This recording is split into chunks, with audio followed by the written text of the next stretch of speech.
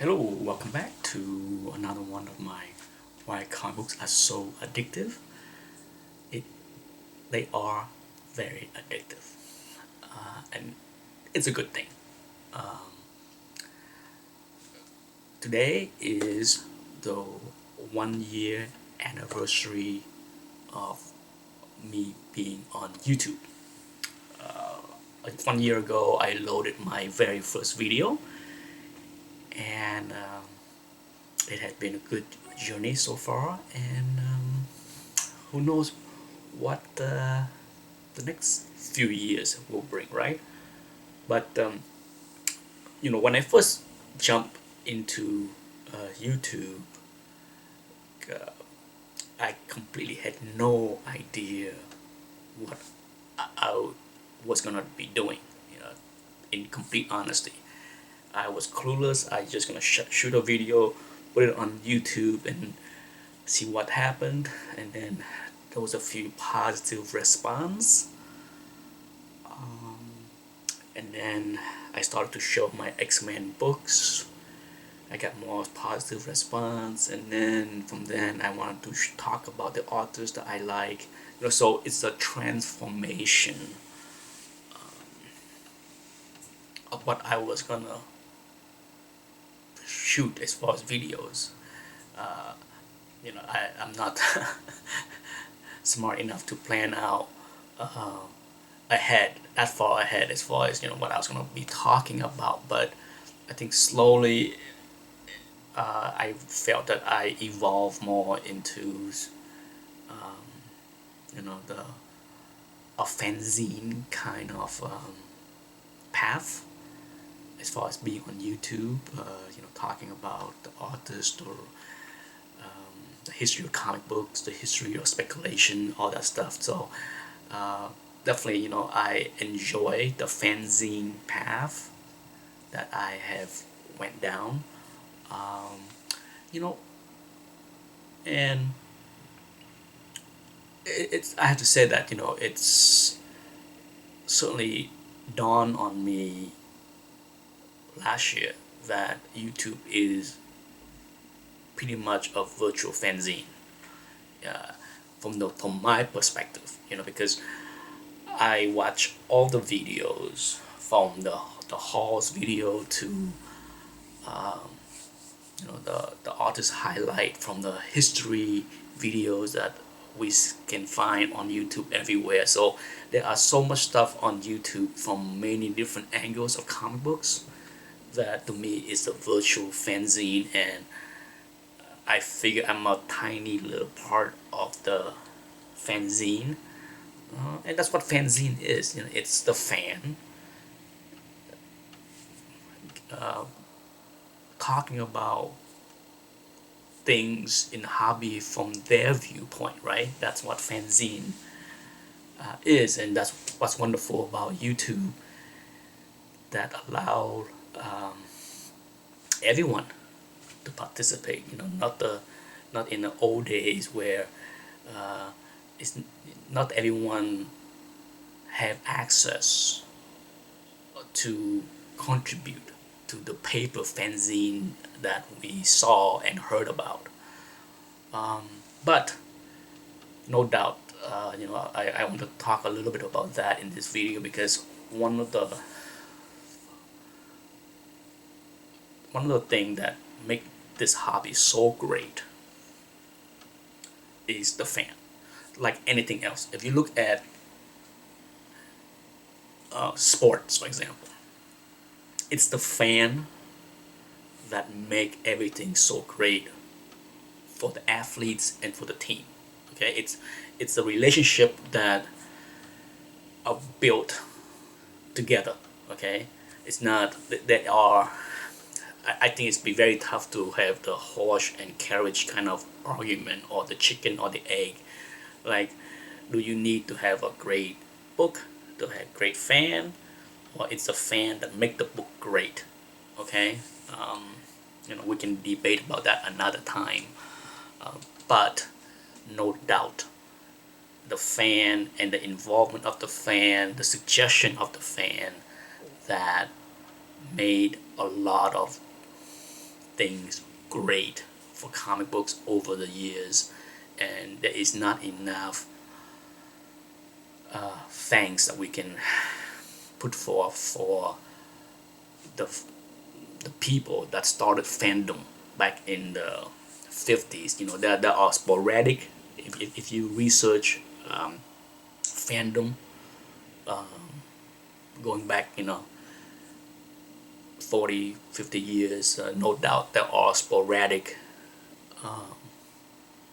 fandom articles that was written in the 50s, but for sure it was the early 60s that really blow up fandom. And in the early days, fandom, shockingly to me, had a lot of access to the creators. There are, if you Google, you can find so many articles and even saved letters from fandom, from the fan to Stan Lee, and then he wrote back in with the typewriters. I mean, like I said, in the old days, it's you have to appreciate the level of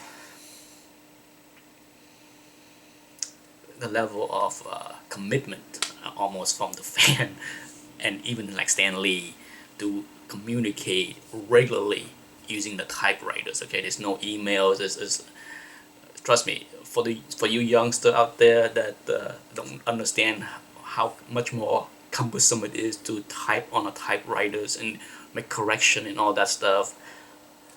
It's not the same as it is today with the computers. So for people like Stan Lee to sit there and type a 2-page letters to a fan on many points, it's like I said, it show a level of appreciation and commitment that he had to the fan. And that one of the things that I learned through my research is I want to learn more about the earlier people that started fandom, and one of the names that keep popping up is Jerry Bales. you know I will put a link below to his Wikipedia page, and you can read all about Jerry Bales and how he got involved in being, the big fan that he is, and how he was named, how he was referred to as the father of comic fandom over the years, and it's remarkable. I mean, if you, I also gonna put a couple of links to places that have photocopy and scan of the letters that he wrote to Stan Lee and the letter that Stan Lee wrote back to him. It's fascinating what happened back in 1961, 62, 63, in the early days of Marvel with Jerry Bales and Marvel. It's like I said, it's the love of comics was strong. Even back then, if not stronger. How many people today that read new comic books bother to sit down and write a letter to the creators? I don't know anybody, but if you think about it, I encourage you to do so, because I think from a creator's standpoint, it's gratifying to hear the thoughts and opinions of the fan. Surely, with the current time that we have now, the creators are more actively out there on the convention trails so that they can meet the fans, shake the hand, and hear the little tidbit. But not everybody goes to the conventions, and often at conventions, sometimes there isn't enough time for you to convey your thoughts to the creators. So I encourage everyone that loves certain creators to write a nice little letter. Doesn't have to be long, could be a few paragraphs, but those little things, I'm sure, means a lot to the creators. Probably, you know, a lot more than the handshakes that he will receive at the convention if you meet him, because it's more heartfelt. Definitely take more effort. But that's just me. Okay. Back to Jerry Bales. So it was very interesting for me to go back and read up on Jerry Bales, and then I learned about Roy Thomas. Perhaps one of the most fascinating story of all of comic fandom is Roy Thomas, because he is one of the earliest fanboy, okay, next to Jerry Bale, that actually made it into the top of the hobby. Okay, he's not just a fanboy. You're talking about a fanboy that wrote a lot of letters, communicate a lot with the creators, and over the years slowly get himself into the role of, and eventually being the editor at Marvel. So Roy Thomas, wow, I mean, I know about Roy Thomas as a fanboy before, but the more I read up on his involvement with fandom, fanzine, the more I appreciate his input and contribution to the fanzines and fandom, and even more to the comic books, because no doubt, you know, uh, he's one of us that made it to the other side, okay, and have great input and creation throughout the 70s, and 80s. So big kudos to Roy Thomas and Jerry Bales. I will put a few link, as many as I can fit, that I think people will enjoy reading about Roy Thomas. One of the things that came from the early fandom is the awards. Okay, I wish they have more of that. Okay, because one of the things that the fandom created back in the early 60s was, best writers, best authors, best storyline, and it's fantastic. I mean, without the fan organizing that, you would not have it. So, a big kudos to the Jerry Bales and other people that got involved to collect votes and all that stuff to come up with the Alley Awards. That's the first of many awards that was created to honor and celebrate comic books on a yearly basis. So you have the Alley Award ran from I think 61 to 69, and then you have, I forgot what came after, but after I do the video I will put a link. But you have the Alley Award, and then you have something else, maybe Shazam. It's been so long since I read it, but I think there's something that took place in 1970 going forward. I'm not sure the reason why they changed. Maybe because Roy Thomas become start working for Marvel and don't have time to deal with the Alley Award anymore. I'm not sure the history of why the Alley Award went away and something else replaced it. And then over the years it morphed into the Inkpot Award. I think there's an Inkpot Award that happen every year at Comic-Con in San Diego.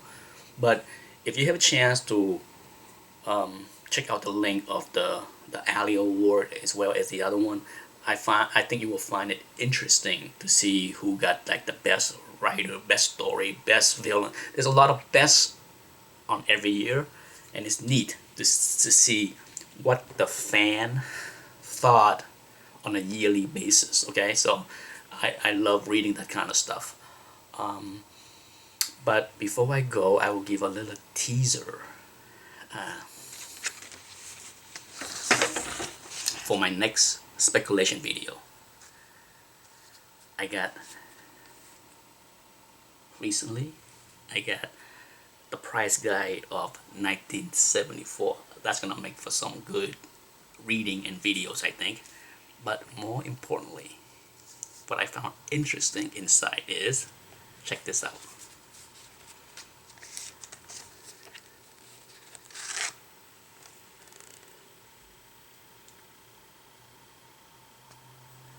This was a copy that was given based on that letter inside as a gift to somebody named Earl, personalized by Jerry Bales. Now, I will talk more about Jerry Bales maybe in another video, so this one doesn't run too long. But Jerry Bales, from his fandom fame, eventually worked with Bob Overstreet to put together the price guide. Okay, so that's the Jerry Bales. The Jerry Bales that started was, grandfather is the godfather of comic fandom, is the partner of the Overstreet price guide. And this book was a gift that he gave to somebody named Earl. So it said, to Earl, a friend, a fan, and fine father. Bestest Jerry Bales, June 7th, 1975. I don't know which, who this Earl is, but I have his copy today. Thank you. Anyhow, thanks for watching, and happy 1 year anniversary to me, and until next time.